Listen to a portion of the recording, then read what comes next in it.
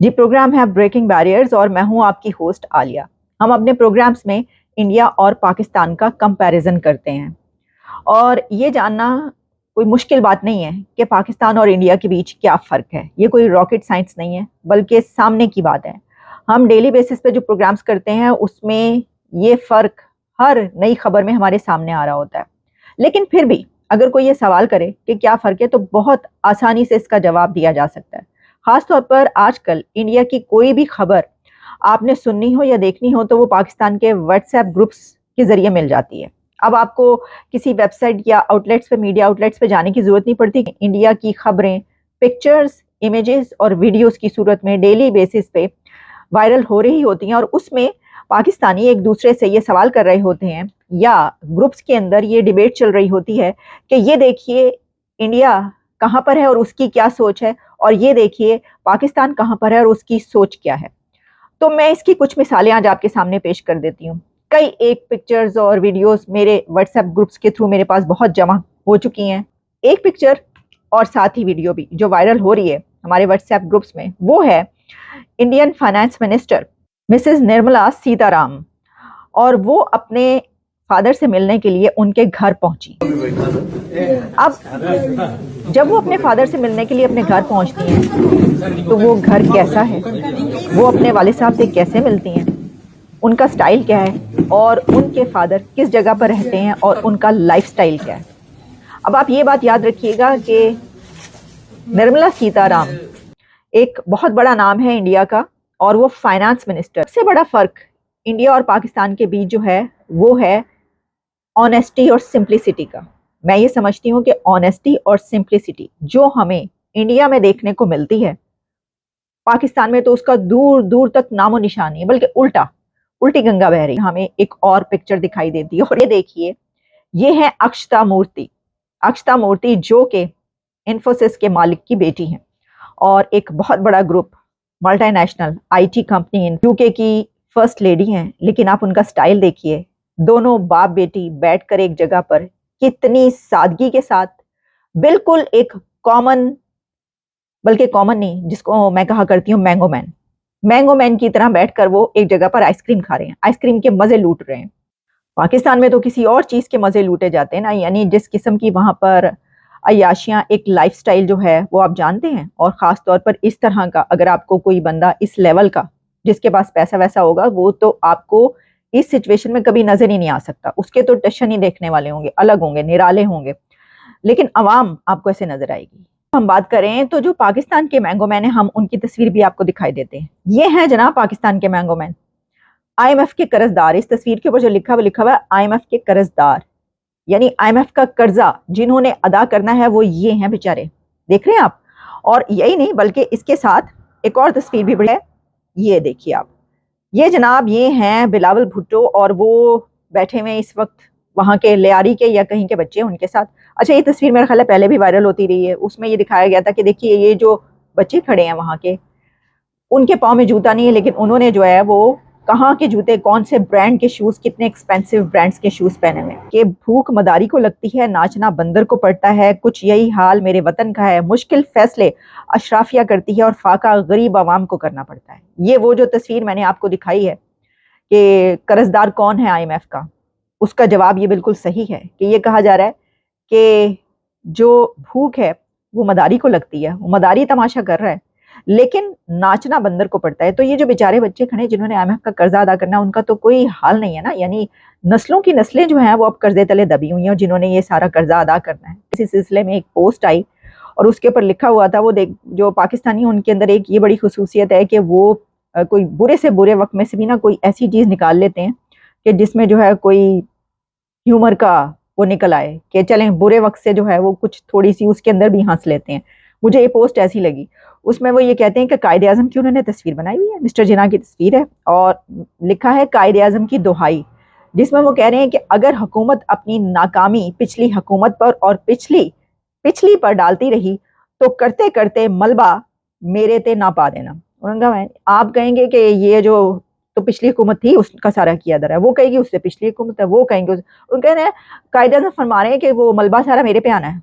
मुख्तसर करें तो वो ये है कि आप इंडिया के پرائم منسٹر سے لے کر ان کے منسٹرز تک، اور بلکہ ان کی اسٹیبلشمنٹ تو وہاں پر بولا جاتا ہے نا پاکستان میں، ادھر تو آرمی بولا جاتا ہے، ہر کسی کا لائف سٹائل دیکھ لیں آپ نے دیکھا ہوگا، مجھے یاد ہے کہ پرائم منسٹر نریندر مودی صاحب بھی اپنی مدر سے ملنے کے لیے ایک دفعہ گئے تھے.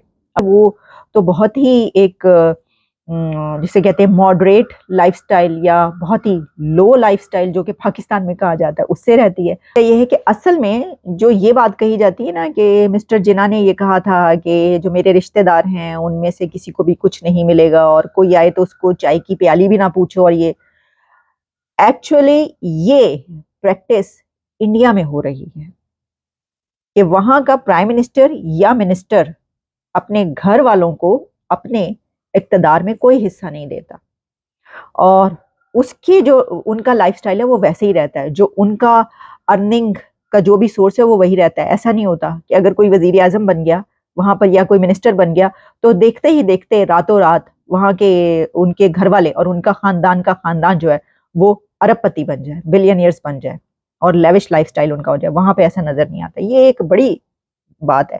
اور ایک آخری بات میں یہ کروں گی کہ اس کے اوپر الگ سے بھی ہمیں پروگرام کرنا چاہیے، کیونکہ جس وقت یہ ہوا اس وقت میں پروگرامز نہیں کر رہی تھی.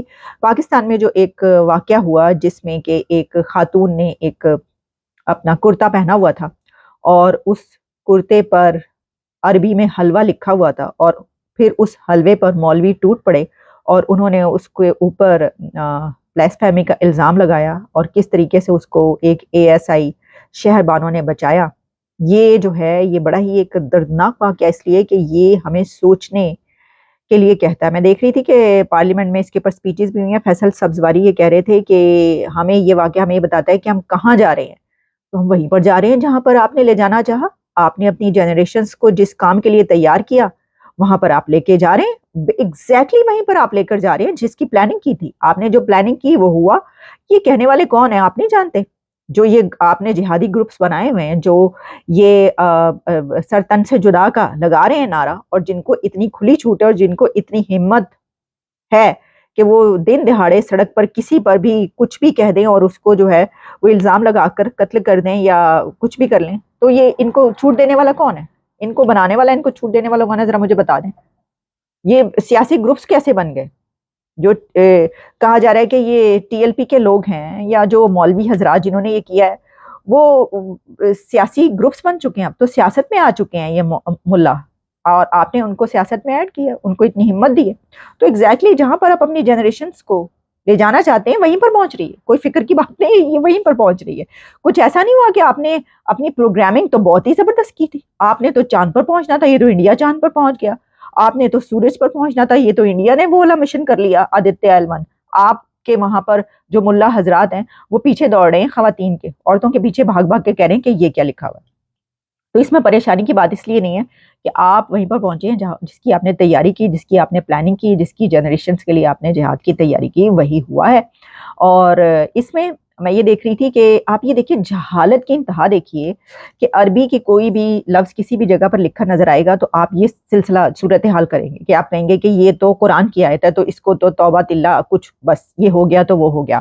اور اس میں اس کے بعد جو شہر بانو ہیں وہ تو بلکہ ان کی بڑی تعریفیں ہوئیں اور کہا بڑی بہادر کی بات ہے. ویسے مجھے بھی ایسا لگا انہوں نے بہادری کا کام اس لیے کیا کہ اس وقت اکثر ایسی سچویشن میں پولیس بھاگ جاتی ہے، اور وہ کہتی کئی ایسے واقعات ہو چکے ہیں جس میں مارا گیا، لوگوں نے پکڑ کے موب نے مارا ہے کئی لوگوں کو اس طریقے سے جو قتل ہوئے ہیں. میرا خیال ہے 90 سے لے کر اب تک کوئی 90 کے قریب قتل ہو چکے ہیں. تو اس میں شہر بانو نے بڑی بہادری کی، صحیح بات ہے. اور آرمی چیف نے اس کے بعد ان کو باقاعدہ ملے ہیں ان سے، شہر بانو صاحبہ سے، مطلب موقع ڈھونڈ لیا انہوں نے، ان کا جی واہ واہ کر دی، ان کی کیا بات ہے. اور صرف خیر آرمی چیف ہی نہیں، پاکستان کے ہر بندہ جو ہے وہ ان کی تعریف کرتا ہوا نظر آ رہا ہے. لیکن اس میں یہ ہے کہ بنگلہ دیش میں بھی یہ والا جو ہے ایک سینٹیمنٹ پایا جاتا ہے، کچھ اس طرح کی وہاں پہ بھی تربیت ہے. تو وہاں پر انہوں نے کیا کیا، بڑی دلچسپ بات ہے، اس کے بعد ہم اپنی ویڈیو ختم کریں گے. بنگلہ دیش میں انہوں نے یہ کیا کہ جو دیواروں پر جب بھی کوئی اگر آس پاس کوئی واش روم نہیں ہے تو لوگ جو بھی کرنا ہے وہیں پہ بیٹھ کے کر دیتے تھے. آپ کو پتہ ہی ہے یہ جو جہالت ہے یہ تو اس ریجن میں کس تواتر سے کیسے زبردست دھڑلے سے چلتی چلی آ رہی ہے ہمیشہ سے. تو وہ جس کا دل کیا وہ جہاں پہ بیٹھ کے جو کیا وہ کر رہا ہے.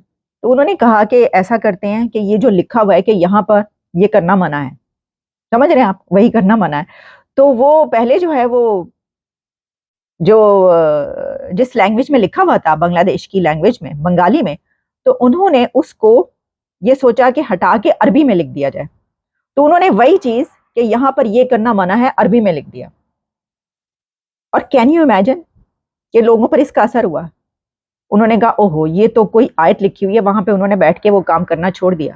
اور جو اگر کسی نے کر بھی لیا تو وہ بڑا اس کے بعد معافی مانگی اس نے کہ بھائی کر دیا یہ، سوری، لیکن وہ کیا کروں، اس کے بغیر چارہ نہیں تھا وغیرہ. تو آپ اندازہ کریں کہ مسلمان کا ذہن یہ ہے کہ جس جگہ بھی عربی لکھی ہے وہ کوئی بہت ہی ان عظیم الفاظ کے سامنے سر جھکا دیتے ہیں اور لوگوں کے، خواتین کے پیچھے بھاگنا دوڑنا شروع کر دیتے ہیں ان کو مارنے کے لیے، چاہے وہ حلوہ ہی کیوں نہ لکھا ہو.